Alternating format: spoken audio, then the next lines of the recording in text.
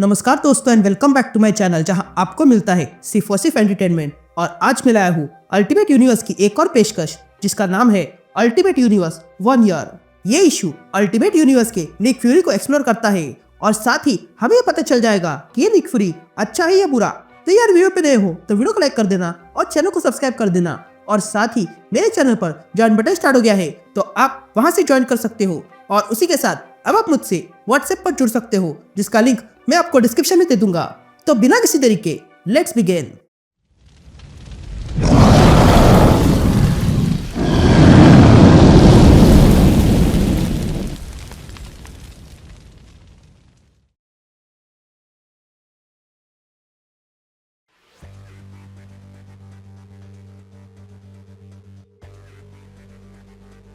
Alright gang, तो issue की शुरुआत में हम एक आदमी को देखते हैं जो अपने फैमिली के साथ टाइम स्पेंड कर रहा था। तभी हमें फ्यूरी की आवाज सुनाई देती है जो कहता है, क्या तुम्हें पता है ये आदमी आतंकवादी है? जरा इसे गौर से देखो। इसका नाम कीथ किनकेड है और ये 41 साल का है। उसके वाइफ और बच्चों को इग्नोर कर दो और इसका अतीत देखो। इसने अपने अतीत में कुछ बुरा नहीं किया है इसलिए वो अच्छा खासा जी रहा है। लेकिन पिछले मंगलवार इसने एक गलती की और वो ये थी कि इसने अल्टीमेट्स की बातों पर सोचा और इसलिए अब कीथ किनकेड आतंकवादी है।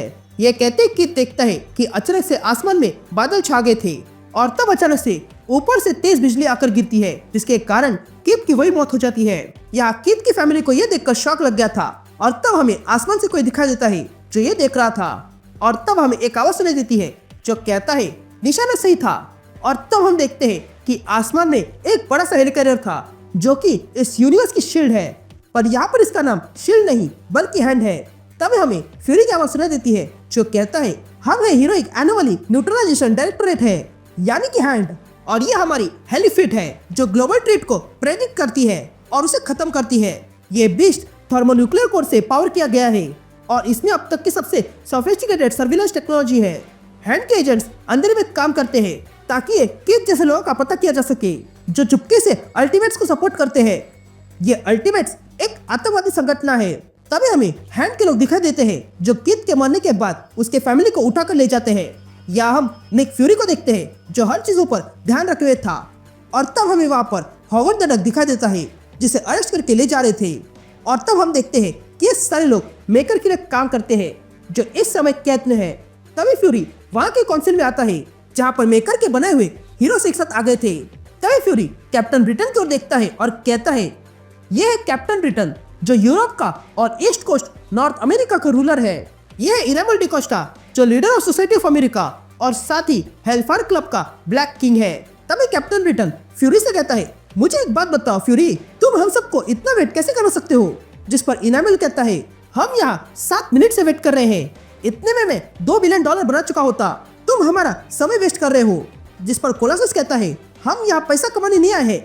तभी हमें एम्प्रेस सनफायर दिखाई देता है जो कभी बात नहीं करता है। उसके पास वाइपर है जो उसके नाम पर बात करती है। तो वही हम रा और कोंशु को भी देखते हैं और साथ ही हल्क को भी।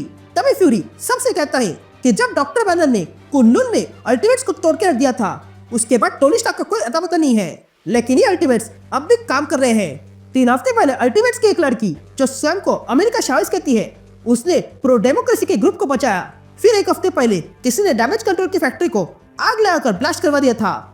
और फिर कल एक शिप जो हथियार लेकर जा रही थी वकांडा को खत्म करने के लिए उसे किसी तीरों ने खत्म कर दिया। ये अल्टीमेट्स अब भी एक्टिव है। तो मुबारक हो बैनर अपने काम के लिए। यह सुनते बैनर को गुस्सा आता है। तभी फ्यूरी कहता है इन सब में एक अच्छी खबर भी है और वो ये है कि हमने लोगों को सोशल मीडिया के अधीन करवा दिया है जिसके कारण लोग अब अधिक से अधिक समय इन वीडियो गेम्स, मूवीज और कॉमिक्स में बैठे रहते हैं जिसके कारण अल्टीमेट्स क्या कर रहे हैं किसी को पता नहीं चल रहा है। और उसी के साथ हमें एक स्टेल सूट भी मिला है जो टूटा फूटा सा था इसलिए हमारे लोग उसे बनाने में लगे हैं। ये अल्टीमेट्स जो कोई भी है उन्होंने अपनी पहचान छुपा के रखी है। यह सुनते ही इनामुल कहता है हम यहाँ अपना समय बर्बाद नहीं करेंगे। यह सुनते ही बाकी के लोग भी वहां से चले जाते हैं। तभी जाते समय मैजिक फ्यूरी से कहती है कि यूरेशियन रिपब्लिक को तुम्हारी आवश्यकता नहीं है क्योंकि हमारे पास सेंटिनल्स और विंटर सोल्जर प्रोग्राम है जो किसी को भी खत्म कर सकता है। लेकिन तभी फ्यूरी मैजिक को रोकता है और कहता है मेरे पास कुछ है। ये कहते ही फ्यूरी सबको दिखाता है कि उनके लोग चोरी छुपे हर कहीं पर है। ये देखकर काउंसिल के लोग उस पर गुस्सा होते हैं।